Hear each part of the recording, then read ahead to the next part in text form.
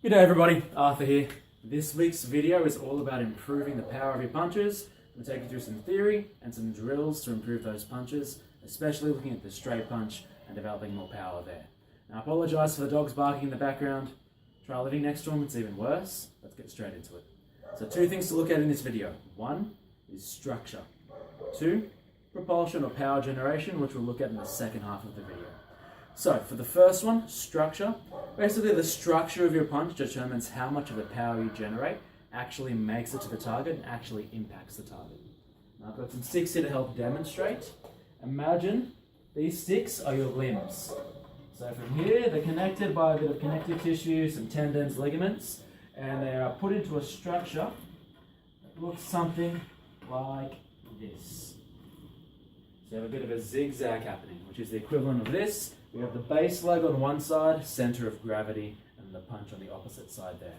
Now what happens when we press from this end is we lose a lot of power in the middle of the system.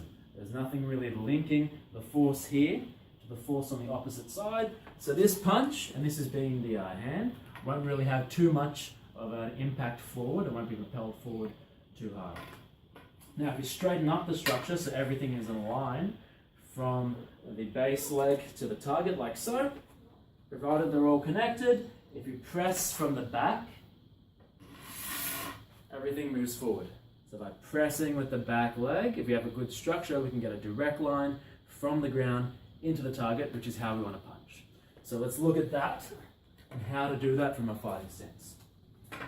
So whenever we're punching, kicking, anything really, we're pressing with the back leg, the leg that's on the ground, pushing off the ground into the target.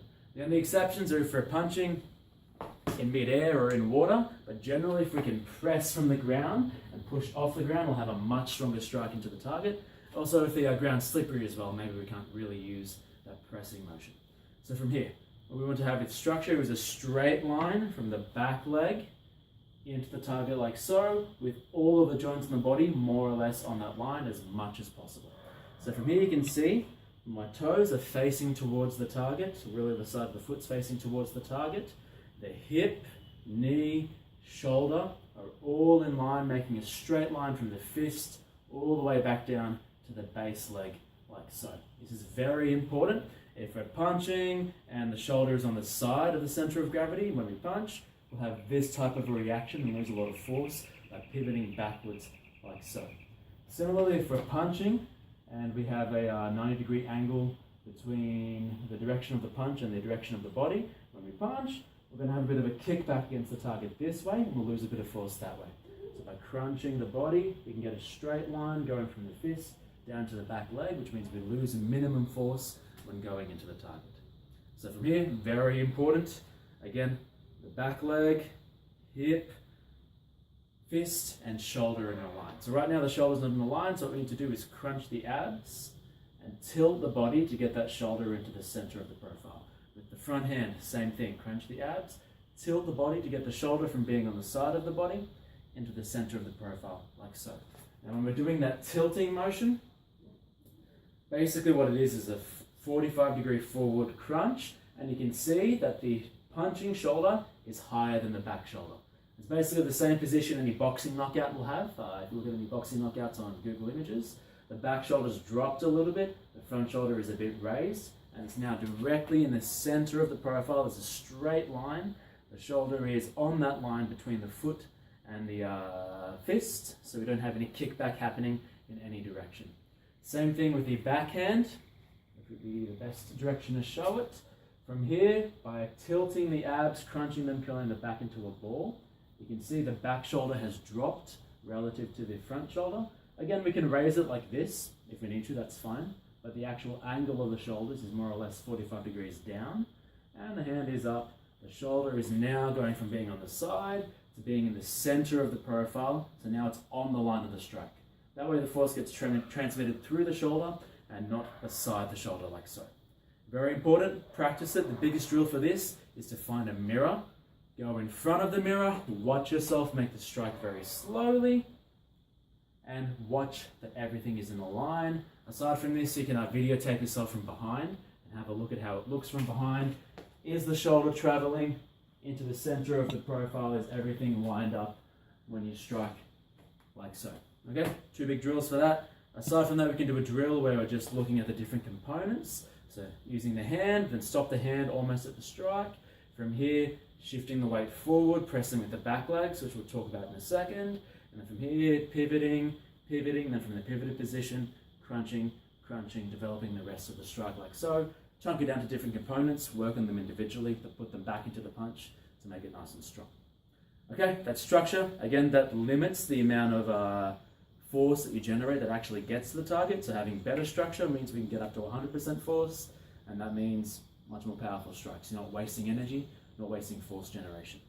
Now let's look at propulsion and generating force with the leg muscles, with the muscles of the body, the kinetic chain, to drive into the target and have a really powerful punch.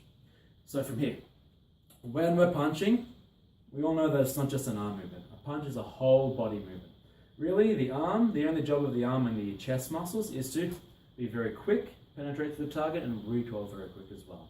Most of the power actually comes with the legs and the core driving the whole body behind the punch. So we have what's called the kinetic chain. It's alternating muscles on either side of the joints. We have the calf, the quad, the glute, and the core are the most important ones for punching. All of these muscles have to propel the body forward, and all these muscles have to be hard on impact to get maximum power out of the punch. Imagine you have a spear and you're throwing it into a target. It's a straight metal spear, maybe 2 meters long, for example. Now imagine that this spear is chunked down into 3 pieces, and between each piece are springs or sponges or any kind of absorbing material, but usually springs. That's basically what happens if we don't have the muscles of the body engaged in the punch. So we have a spring from the ground into the target, or a spear from the ground into the target. If these muscles, like the core, the glutes, and the quad and calves aren't relaxed, there's nothing pressing us into the target, and also they'll absorb a bit of the impact. So we can see this on the wall over here, punching into the wall. If I press against the wall, as soon as I relax my core, the body drops, shoulder goes away, power goes away. As soon as I relax my glutes, hips go away from the target, power goes away. As soon as I relax my quad, knee drops, body goes down and away. And as soon as I relax the calf, again, body goes away from the target and we lose power. It's very important we engage these muscles. We propel them forward, use them to propel the body forward, and we have them engaged and flexed on impact. So from here, what we can do is practice simply shifting the weight forward like so. From here, check that your calf is fully extended, you're up on the balls of the feet. Check that the quad is fully extended, the knee is straight. Check that the glute is squeezed, and check that the abs are crunched like we were talking before in terms of structure. So again, calf, quad, glute, core like so. We can make that with the punch. Yeah, that's just so we get the general idea of the punch. Same thing happens with the front hand. Calf, quad, glute, and core like so will all propel the punch forward and put as much body mass moving forward as fast as possible. Now, the biggest hurdle to getting this working for you in your punches is coordination. The body's not used to squeezing the glute on impact. Body's not used to squeezing the quad on impact, for example. We see a lot of people punching like this, bending the knee when they punch. You can see the body's not really driving too far forward compared to this. So we can see from here, the entire body is moving forward into the punch. Now to get this coordination happening, and trust me, it took me 3 months after I first learned this to actually get it. We're practicing every day, 5-10 minutes whenever I have the time. Find a wall near you, there's always one. Get to the wall, start punching the wall and checking your kinetic chain. The most important part is the glute. If you squeeze the glute, because this is the biggest muscle in the body, it'll go from being the biggest sponge absorbing the impact to the biggest piston propelling the spear forward into the target. So from here, practice striking the wall decently slowly.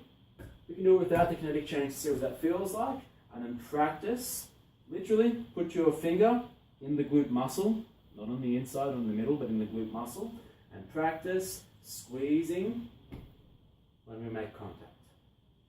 Squeeze when we make contact like so. You can use the other hand as well. Squeeze when we make contact. Squeeze when we make contact. As long as these muscles are contracted on impact, there's less to absorb, they become hardened. So now instead of absorbing like a sponge, they're much harder, much less able to absorb, and the target absorbs all the impact. From there, we can press into the wall and then check ourselves. Is the quad extended? Is the calf extended? The glute, the core, is the core crunched? Check the muscles, press nice and strongly into the wall. Okay, we should be able to lift the front leg as well, and then relax. Other hand, check the muscles. Calf, yes. Quad, yes. Glute, yes. Core, yes. Press into the wall. Keep pushing, pushing, pushing, and then relax so we condition the muscles to basically fire on impact like so. The two exercises, static and also dynamic, whenever we make contact with the wall, squeezing all of the muscles up the back leg and the core in order to harden them so they don't absorb the impact, they don't act like sponges. Okay guys, that's it. Those are the two main drills to do, using the mirror to improve the structure and also using the wall to condition the muscles to squeeze on impact. When you have time, find somebody who can make a light palm strike to the chest on. Make the palm strike, or a target even, a punching bag, something like that. Make the palm strike or punch without squeezing the glute, see what kind of power you have. And then make the palm strike or punch, no faster, no stronger, but squeeze the glute on impact, and you'll see the power of your punch double. You practice this every day, whenever you have a wall near you, whenever you've got a spare 5 or 10 minutes, keep practicing until you get it. When you get back into class, you'll feel the punches will literally double in power. If you ever need to use them, you have very powerful punches, knockout punches on the street, so you can do one punch hopefully, and then get away from the problem. Any questions? Ask me. Otherwise, I'll see you in class. Thank you for watching. Yeah.